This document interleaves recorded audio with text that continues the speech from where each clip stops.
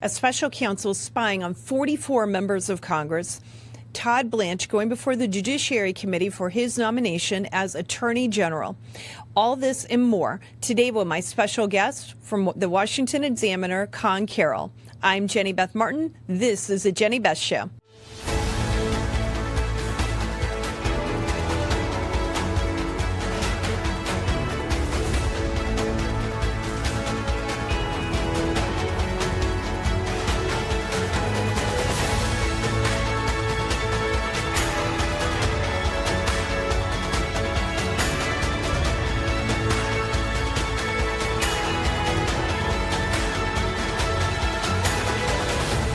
Welcome to the Jenny Beth Show. My guest for the hour is Conn Carroll, the commentary editor for the Washington Examiner and the host of the Debrief. Conn, I'm so glad to have you with me on the show again today. Thanks for being here. It's a pleasure to be here. So there is a lot of news today. Let's just get to it. Let's start with the Jack Smith story, because I think it stunned a lot of Americans, although having been targeted by the IRS, I don't think I was completely surprised by it.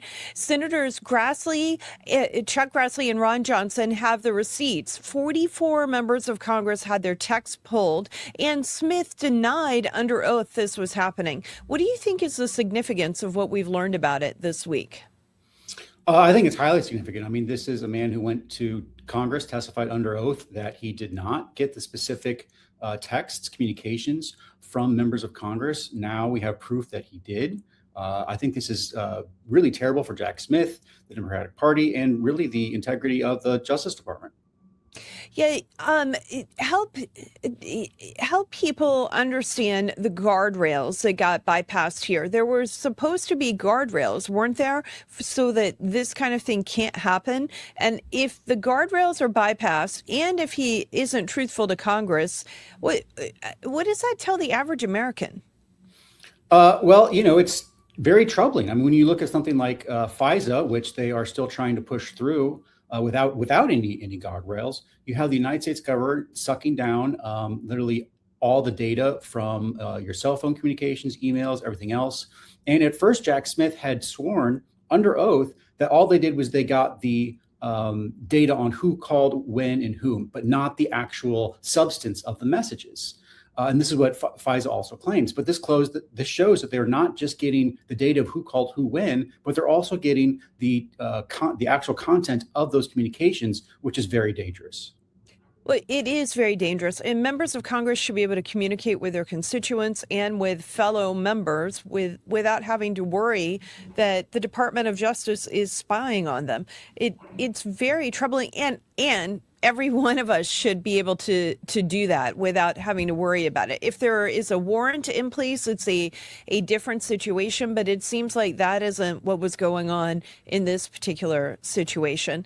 It really connects straight to the confirmation hearing right now. Todd Blanche, who has been confirmed or been nominated by President Trump to be the next Attorney General, said he should be the one who can end this and make this end.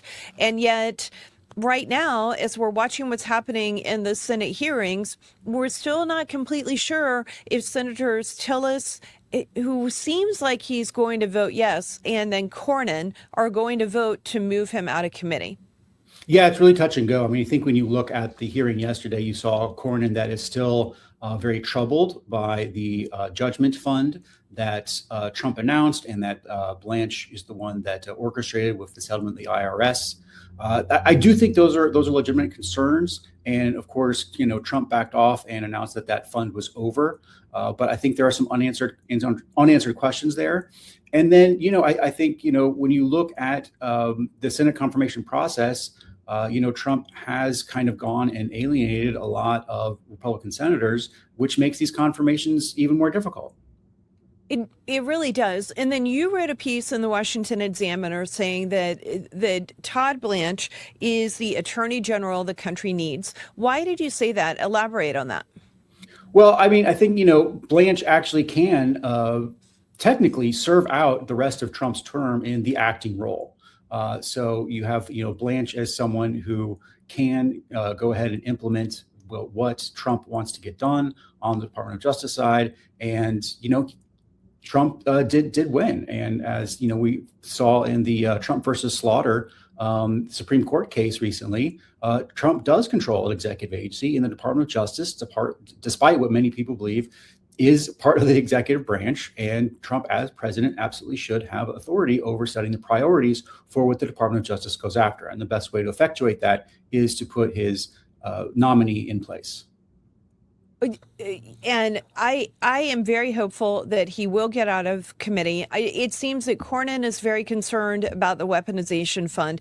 And what is odd to me is that he isn't even, it doesn't seem like he is paying attention to the fact that the weaponization fund, the funds in it would protect Americans whose rights were violated the same way that Congress and the Senate's rights were violated by Jack Smith. It is a way for them to recoup some of their legal fees from the weaponization that has happened. And I understand that the Congress and the Senate thinks it's some sort of slush fund for President Trump. Having talked to people, like Mike Roman, I'm pretty sure he's lost his house as he is defending himself in Georgia and Wisconsin and Arizona from the weaponization at the state and local level. But those stemmed from what was happening in the Justice Department under Biden. So it's just frustrating to me that Cornyn he can't understand what is happening to these people around the country, and he's letting that fund, which right now is dead, hold him up from going ahead and being okay with Todd Blanche. Yeah, I think you have to look back to the relationship that Trump has or has not, in this case, developed with the senators. When you look at the and there were many people who were predatorily gone after by the Biden Justice Department, by Jack Smith, by other prosecutors, and they should be compensated in some way. But once you've gone through and kind of destroyed your relationship with Cornyn, with Tillis, with other people, that makes it harder to build the trust necessary to then go through and craft a legislative response to that inequity. Okay, so let's shift gears just a little bit. Yesterday, everyone in Washington was talking about this. 103 House Democrats voted to cut off aid to Israel. And then, of course, Thomas Massie did the same thing. It actually was his legislation. He's the only Republican who voted for this. What do you think this says about the future and the direction of the Democratic Party? Unfortunately, I don't think it shows anything new here. I mean, I think when you've looked at these elections across the country, whether it's the New York mayor's race, whether it's the LA mayor's race, Seattle, we have a new primary coming up in Michigan this August, and you have a Marxist Islamic candidate there as well. The Democrats are becoming an anti-Israel party. It's unfortunately not confined just to this one vote. And I think it's very troubling looking forward to the future of the country when you have a party that has become, sympathetic to the cause of Iran and Hamas and hostile to our best, longest, most trustworthy ally in the region, which is Israel. Yeah, it really is quite alarming. And what I think is that people need to be paying attention to the fact that it wasn't just the radical fringe on the left. I guess I should point this way because that's the way it's my right, but the screen's left. But that voted for this. Former Speaker Pelosi voted to cut off aid, and so did the minority whip Catherine Clark. So I think that really is quite telling about the direction the party is going. The leadership is following the lead of the radicals. What do you think of that? Well, I think they know where the energy of the party is, right? I mean, there's a reason why Ro Khanna was in Israel trying to go to off-limits places to create, rage bait online that he cut the context out of. And it's because they know that this isn't even a foreign policy really issue right now. This has become a cultural touchstone for the activist left, and that you have to be, pro-Hamas, pro-Palestinian state in order to have to connect with the activist base. And if you don't have that as a beginning, you're just not going to have the manpower to run a campaign on the left, on the Democratic Party. That's right. And then you've got John Fetterman, Senator Fetterman, who says he will leave the Democratic Party if it goes anti-Israel. What do you think that says about Senator Fetterman, and what do you think that also says about the Democrat Party? Well, I think, Fetterman has established himself as an independent thinker. He definitely has had a pro-Israel stance for a while, and he's looking around and finding that the party that he won the nomination of not that long ago has very quickly changed and become anti-Israel. And I know, there's lots of rumors, scuttlebutt in DC about whether or not he'll switch parties. I think that's looking increasingly likely. You look at the latest poll, he actually is one of the senators in the United States that has the most positive net approval rating, but he's underwater with Democrats. It's that his approval rating is mostly coming from Republicans within Pennsylvania. So when it does come time for a primary, I think he is going to face opposition from the left within his own party, and you'll either see him, I think, probably take the same path Sinema did and go for an independent run. Yeah, that may be what he absolutely has to do. Pennsylvania is definitely a purple state, and I think Fetterman is proving that. He understands he's got to navigate both sides of the aisle to be able to maintain his position. But I also think he is doing his very best to be reflective of the voters in Pennsylvania. And they've got a governor who is a Democrat, a senator who's a Democrat, a senator who's a Republican, and they voted for Donald Trump. So it would make sense that he sounds a bit softer. Sometimes he is a bit more moderate.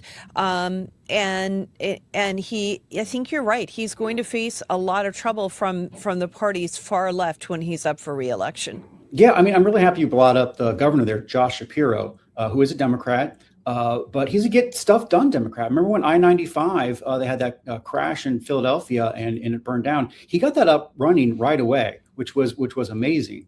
But he's very much a centrist within the Democratic Party, and that's a dwindling prospect. I think you should really contrast him with Kathy Hochul in New York. Josh Shapiro has been a leader in bringing data centers, in bringing technology, in bringing energy resources. I mean, he's totally about bringing Pennsylvania fracking, natural gas, coal online to help fuel a new Silicon Valley of the East. And you contrast that with Hochul, who just enacted a 1-year ban on data center construction. She's completely controlled by the socialists in that state. She caved on that because of the DSA, because of AOC. And she did the same thing with Mondami a couple of weeks earlier when she bailed out his budget to billions of dollars. And so I think when you look at Hochul, unfortunately, is where the Democratic Party is going. They're scared of the socialist wing. And there's fewer and fewer of the Shapiros and Fettermans who are willing to stand up to them. And I think that makes November a challenge for them, and it makes the future a challenge for them as well. And there are a lot of people right now who are trying to compare what's happening with the Democrat Socialist of America to the Tea Party movement. And there are some similarities. I think that both sides are frustrated with the establishment. Both sides acknowledge that there are issues and problems in America. The difference is that we always stuck to the founding principles of our country. And we weren't just against everything to be against everything. We never said tear down the entire Senate and get rid of the entire Senate.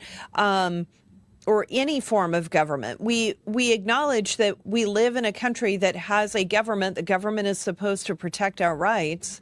And I get a little frustrated when I hear those comparisons. But let's go back to November and the challenges it's going to create for the Democrats. I think that their far left is so deeply out of touch with America, and and they're not standing for things. They're standing for tearing everything down and just replacing the entire form of government that we have. Therefore, destroying the definition and the meaning of a man and a woman. And I think that it does not resonate with Americans. So it creates this challenge because the moderates in America, and they're always moderates and they're always swing voters, they have to look at this left that is out of touch with the majority of Americans and go, well, I think I'm a Democrat, or I was a Democrat, and they can't really support that. And they're not sure where to exactly land because they haven't been completely trusting of the Republican Party for a long time. I'm hopeful that they see we are trying to address the problems in America, solve the problems in America, and do so in a way that respects the American tradition. Yeah, no, I think that's dead on. I think there are, similarities between the DSA movement and the Tea Party movement, and that they both looked at their parties and look, we have a corrupt establishment within our own party that we need to take on and reform. I think the fundamental difference between DSA and the Tea Party is that the Tea Party loves this country. The Tea Party thinks America is a force for good in the world, and the DSA believes the opposite. The DSA believes America is an imperialist, colonialist power that needs to be destroyed from within. That's why they're open borders. That's why they're for abortion. They do not believe that the United States should exist and should make the world a better place in our image. They believe the exact opposite. They believe that the United States is a force for evil and needs to be destroyed from within. Yeah. And it's very alarming. And we have to, as conservatives, and even if you're not conservative and you're more moderate, we've got to make sure we all understand what is the point of America? Why do we have an American government? What is it about the American government that has worked for 250 years? And how are we going to make sure that it continues to work for the next 24 months? And of course we want 250 years, but we've got to worry about just the next couple of years too. So there's a lot of work to be done for all of us. Okay, let's shift gears just a little bit. The Save America Act, which is our election integrity bill, it requires proof of citizenship to register to vote and voter ID when casting a ballot. The House of Representatives has already passed it 3 different times. There are 50 senators on record supporting the House-passed version. And now this week, there's a plan to move it through the House of Representatives through budget reconciliation to get rid of that 60-vote threshold in the Senate. Conn, walk through why reconciliation may be the best play right now. Sure. Well, the way to do it without reconciliation is to get rid of the filibuster. And I just don't believe that there are the votes there to do that. Now, there might be, if you combine the Democrats and Republicans, there might be enough votes to get rid of the filibuster. But the Democrats aren't going to want to get rid of the filibuster to enact the SAVE Act. But when you look at the Republican Senate caucus, you have lots of Collins, Murkowski, Tillis. We talked about Cornyn. None of these people are going to want to vote to get rid of filibuster. So the only other option is budget reconciliation, which is a special set of rules set up in 1970 to allow for bills that have just more of a budgetary impact to go through. The dirty little secret about reconciliation, though, is that if you put enough effort in and make it a priority, you can work with the parliamentarian to get pretty much anything in. So the last time they got the reconciliation bill through, Ted Cruz made it a priority to get through aspects of, strengthening the NASA program in Houston, which it took a long time for his office to make that a priority, work the parliamentarian to get that in, but he got it in. And so there are, assuredly ways to get reconciliation, to get the SAVE Act through that. The question is, do Senate Republicans, are they willing to make it that high enough a priority to use that process to make it happen? Yeah, and then we've got a little bit of a concern. So the reconciliation bill right now, what they're trying to do with this 3.0 version is to address defense, so the supplemental funds that the White House is asking for. Some of that is to restock military supply and to deal with the military because of what we've had to do in Iran. The next is farm relief, and then they're going to add the Save America Act to it. But there aren't financial offsets to the increase in spending. And we're looking at about $95 billion. So we have fiscal conservatives in Congress, like Congressman Chip Roy and Senator Rick Scott, who are worried about how we're going to add $95 billion to a $39 or $36 trillion debt. I should know that number. I just said it a minute ago, and now I've forgotten it. But yeah, it's so my thing is, my question for you, Conn, is how do we work through that? Because there's a legitimate concern about the spending, and then there's also a legitimate concern about the Save America Act. Yeah, no, I think that's a very good point. You have different priorities, right? And it would be great if Chip Roy was the leader of the Senate or the House and was able to write the reconciliation bill as he wanted, but that's just not the reality we have. We have a declining number of senators that are active Republicans on the Senate side, and you're only going to be able to get them to negotiate, to compromise on so many issues. And so I do think at some point you have to make a choice as to what your priority is if it's the deficit or if it's the SAVE Act. Because I think, as soon as you start adding on priorities, it gets harder and harder to get any of them passed, let alone one of them. Yeah, I think that's exactly right. And kind of the way that I'm looking at it, well, I kind of have a cynical attitude about it. Every once in a while, I get really cynical. I think, okay, the Save America Act is a bill that essentially cost a couple $1 million, maybe a little bit more. But in terms of government spending, it was pennies on the dollar compared to the $39 trillion of debt that we're in.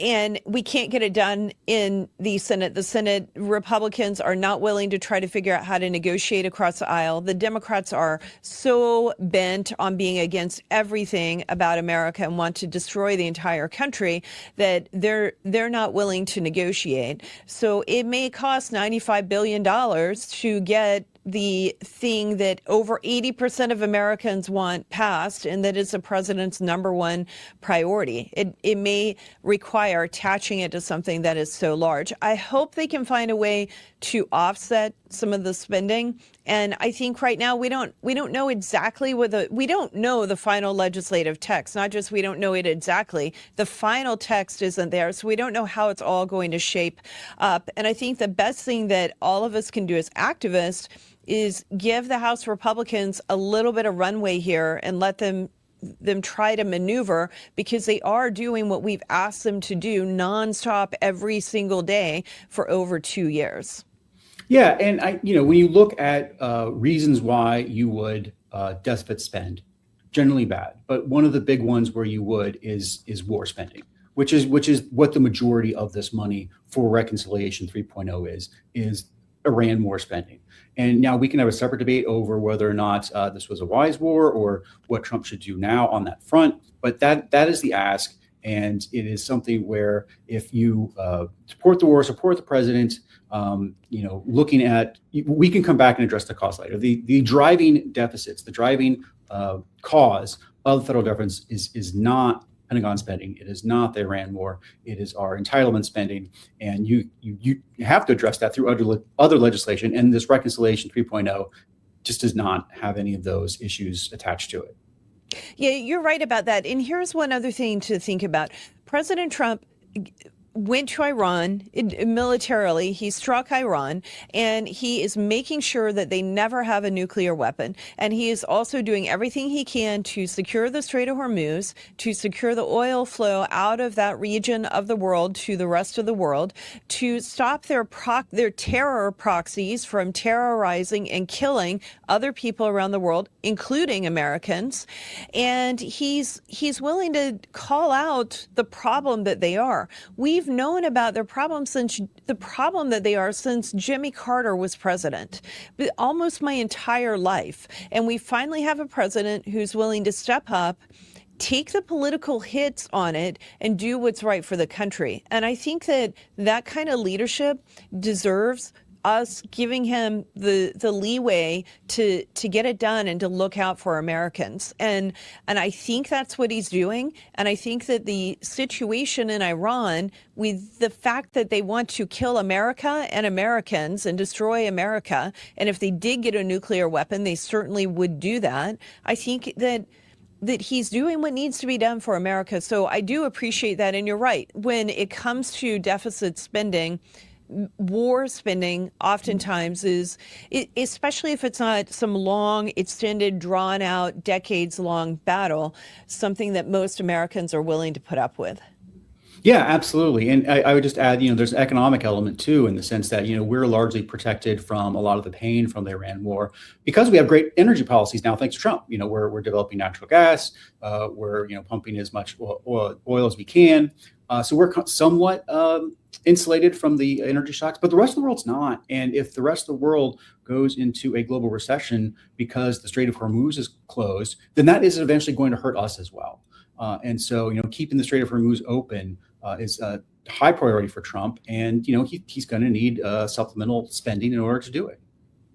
Absolutely right. Okay, we're going to let me do a quick call to action, and then we're going to shift gears and talk about some of the op-eds and commentary that have been in the Washington Examiner. So our call to action is simple, and it's what we've been asking you to do for several weeks. It's to call both of your United States senators. The Capitol switchboard phone number is 202-224-3121, 202-224-3121. Tell them to pass the Save America Act. And if you need talking points, or if you need answers to frequently asked questions, just go to passthesaveamericaact.com and make sure that if you're in South Dakota or you call Leader Thune's office, just make sure that you tell him that you want the Senate to stay in session and not go on August recess until they get it done. We need to make it easy to vote and hard to cheat. Okay, Conn, stay with us. We'll be right back. We're going to run through the commentary, the best of the commentary from Washington Examiner as soon as we get back. You are the grassroots of America. You love this country. When you love something, really love it, the news doesn't just inform you, it fires you up. And you find yourself asking, how can I make a difference? That is exactly what this show is built to answer. Never, ever, ever, ever give up. We owe it to every American who has ever voted to make America great again. We owe it to our future selves. We owe it to this republic to stand tall, to stay active, and to be smart about how we spend our energy so that we can win. Here on the Jenny Beth Show, we're going to help you do exactly that. Every show, we will break down the news, connect it to first principles, and give you specific, effective ways to take action. Not just outrage, action. And I am so glad you're here on this journey with us to do it. So let's get to it. Welcome to the Jenny Beth Show. All right. Welcome back. And Conn Carroll, he is the commentary editor of the Washington Examiner, which means he gets to decide all that runs on that page every single day. So, Conn, let's talk about what you have been working on. And before I get to the pieces that I've pulled, what is the piece that you think is the best you've seen over the last week or several weeks? So many of them. I think if you look at some of the editorials we've written, I think we wrote one recently on data centers in the Supreme Court. When you look at the Supreme Court's recent decisions on the Clean Water Act, this really opened up the door for the national data center boom that we're seeing. This is creating jobs and tax revenue across the country. And if blue states want to opt out of it, if the New Yorks and Californias and Minnesotas of the world want to decline the next advance in the economy, that's more to the advantage of red states like Texas and Florida and Tennessee. And a lot of this is thanks to the Supreme Court's decisions, most recently with the Clean Water Act decision they made, and it has enabled the data center boom to help the economy. That's really interesting. And that's one that everyone needs to go back and reread and pay attention to. Sometimes it's easy to get frustrated when the Supreme Court doesn't do every single thing we want, but a lot of what they do is what we want, and there are real world consequences to it. So that is one that you're highlighting right there that is going to help improve our economy in states around the entire country. Yeah, already is. Yeah, it is. It's great. Okay, now there is one that I saw from Byron York, and he asked a great question. And it was, which party is actually the party of democracy? In Maine, Democrats are picking their new Senate nominee with about 600 party insiders at a closed convention. And then in South Carolina, Republicans are holding an open primary to replace fill the uninspired seat. So which party is actually trusting voters, Conn? Oh, I mean, it's clearly the Republican Party. And, I think the example of Maine is good, but it's like an exact replay of the 2024 nomination when you had party insiders, clearing the lane for Joe Biden so that Joe Biden can be the nominee. Then you go out there and he has that disastrous debate in June. And all the insiders suddenly realize that Biden has no shot of winning, and they push him out. And instead of trusting voters and going to a primary to pick it, they instead closed ranks and pushed Kamala Harris out there. And it was a disaster for them for a number of reasons, but one of which is that a lot of people felt that Harris was pushed on them by insiders, which she was. And so I think you have definitely two parties that are changing. Or conducting themselves differently. And maybe, part of the reason why Democrats are shying away from going through the democratic process is that when they do, they get socialists. And so maybe you have insiders of the Democrats trying to fight back and say, we don't want to have a socialist party, and maybe we should have to pick these candidates. Yeah, well, that's true. They certainly picked a radical socialist in Maine when they nominated Plattner, who also had all sorts of other issues. So they weren't even fully vetting their candidates. Zachary Faria wrote that the socialist movement in the Democrat Party is really a movement of rich white voters. Talk about that. Yeah, well, I don't know if it's rich white voters, but definitely highly educated college graduate whites that are, kind of more economically downwardly mobile. I think, we also have Michael Barone here, and he calls them the Barista Electorate. So these are, this studies majors, liberal arts majors who have degrees, have lots of debt, and are going to cities like New York, LA, Chicago, and just not finding the economic opportunity that they thought their liberal arts degrees would get them. So they're generally much more white.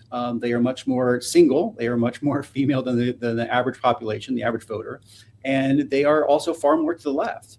And so the Democratic Party has a problem in the sense that they think of themselves as a working class party that represents minorities, but their shock troop voters are actually generally downwardly mobile, college-educated white people. It really says a lot about college education right now. It does. Absolutely, it does. Yeah. So building on that, Sam Corcus argued that a party is as extreme as its most radical faction. And Democrats keep letting the fringe move the entire tent, which we saw. We were just talking about how Speaker Pelosi and the minority whip voted against aid for Israel, which I don't think they would have done 4 or 5 years ago.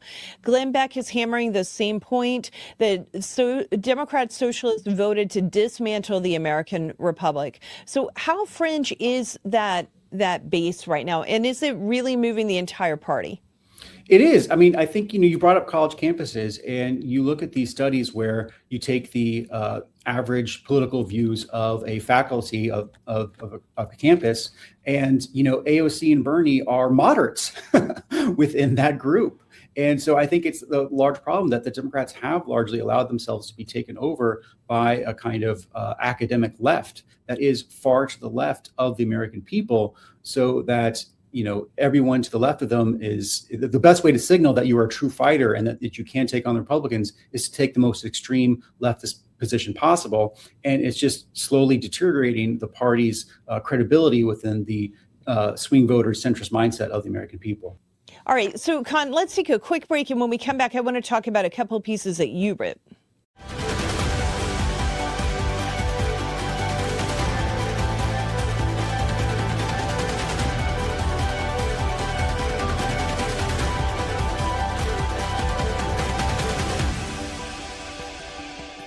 Okay, welcome back. And Conn, you wrote that J.D. Vance, our vice president, is wiser than his libertarian friends and that the future of the right is more Alexander Hamilton than Milton Friedman, building strong families in industry, not just chasing cheap goods. And this week, Vice President Vance was in the room with House Republicans making that same case.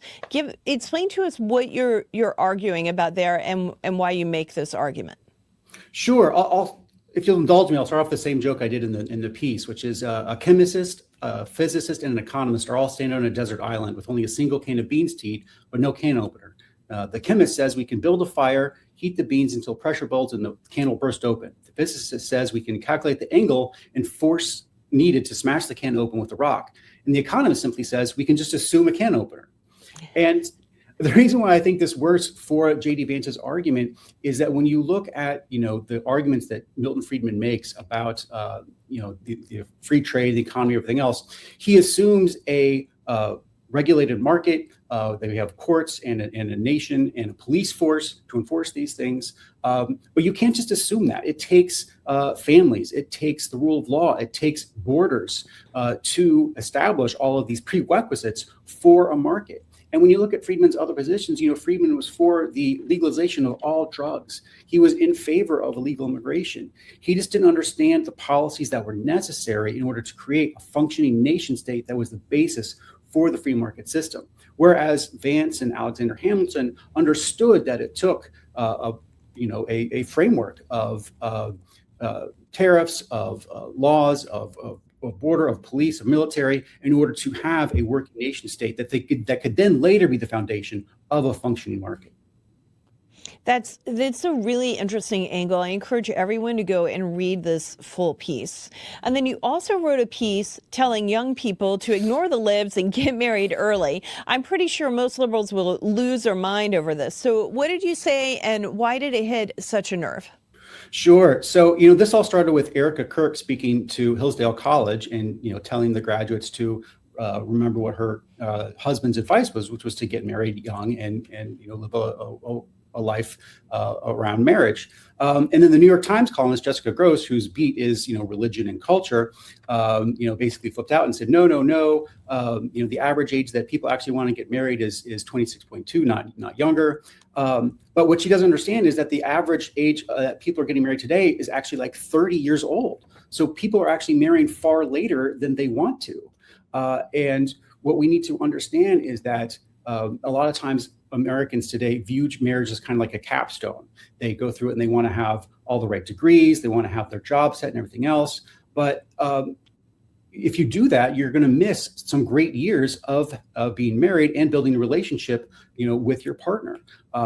When you look at something like affording a house, it's actually a lot easier to afford a house when you are married and share a life and share finances with someone who is working toward that goal. So her advice was, really to look for a partner, to settle down and build a life together. And that, I think, is really what is missing in a lot of America today. So we look at everything through such an individual lens. We're trying to perfect ourselves before we trying to build a life with someone else. And really, we need to build a life with a partner that we then can live our values and attain the success we want together as a unit. And that is really what is missing a lot from our culture today. I think that makes, you made really good points there. And there's a huge difference between 25 and 35. And I think that you can say get married young and mean 25 even, and 25 isn't really that young. No, not at all. But it's a lot younger than 30. And once you start hitting 30, you've got to figure out if you can live together very, very quickly, because women don't have, at that point, their ability to have children, they only have a few more years to be able to have children. So yeah, I don't think a lot of people realize just how far late in life the average first marriage is these days. And it's just completely overshot the ideal that most people have. a lot of people think, marriage and finding the right person is something that just happens, but a lot of times it's not. It's something you have to really look into and say, I want to invest time in trying to find the right person. That is a conscious choice that a lot of people are not choosing to make. Yeah, that's exactly right. And just in your defense, when you're saying get married young, you don't mean 15 and 16. No. But young, especially when you're highlighting that it's at 30, which is the average age right now, that is much older. And I am divorced. I did get married young. I got married when I was 22. And then we wound up having trouble getting pregnant, and it took us a while. And that's something that it's really easy when you're very young. You don't think about it. Then when you want to build your family and have a family, you never think you might run into trouble with that. And so it's a lot easier if you're younger. You've got a little bit more time on your side to be able to do that. And we're also all mortal. I don't know how much you've been watching the World Cup. But when you look at the Spain-France game, the oldest player that was suited to play on that field was 35, and the oldest player that actually started was 32. So this is not a knock against older soccer players, but our bodies do change, our bodies do age, and that's true for men and women. And you just have to realize that, and if you do want a family, and for most Americans, the average size they want is 2.7 kids. You are going to have to start on the earlier side if you want to attain that. And unfortunately, a lot of people don't realize that. Yes, that's exactly right. Well, Conn Carroll, thank you so much for being here today. I really Absolutely. Appreciate your time. And I look forward to having you back. Thank you. Be sure you check out what Conn Carroll is writing at the Washington Examiner and the entire commentary page. Everyone should be reading that paper every morning and following the Debrief, which is Conn's podcast. Now, before we go, that call to action one more time. Call the Capitol switchboard and speak to both of your United States senators. You can call 202-224-3121. Again, it's 202-224-3121, and tell both of your United States senators that you expect them to get the Save America Act across the finish line and not to go on August recess until they get the job done. The House has already done its job 3 times. It's sending the bill back over in an appropriations bill, and it's working on adding it to reconciliation. We need to keep that pressure on the Senate. And if you want, go ahead and make a bonus phone call. Call your member of Congress, especially if they're a Republican, and thank them for not letting this bill die. Thank them for listening to the American people and doing everything they can to get the bill across the finish line. That's the show for the day. I'm Jenny Beth Martin. This is the Jenny Beth Show. We'll see you next time. If you enjoyed today's conversation, go ahead and hit like and subscribe. It really helps us reach more people who care about liberty and the Constitution. You can find this and other episodes at jennybethshow.com, as well as Facebook, YouTube, Rumble, Instagram, X, and your favorite podcast platform. The Jenny Beth Show is hosted by Jenny Beth Martin. The Jenny Beth Show is a production of Tea Party Patriots Action. For more information, visit teapartypatriots.org.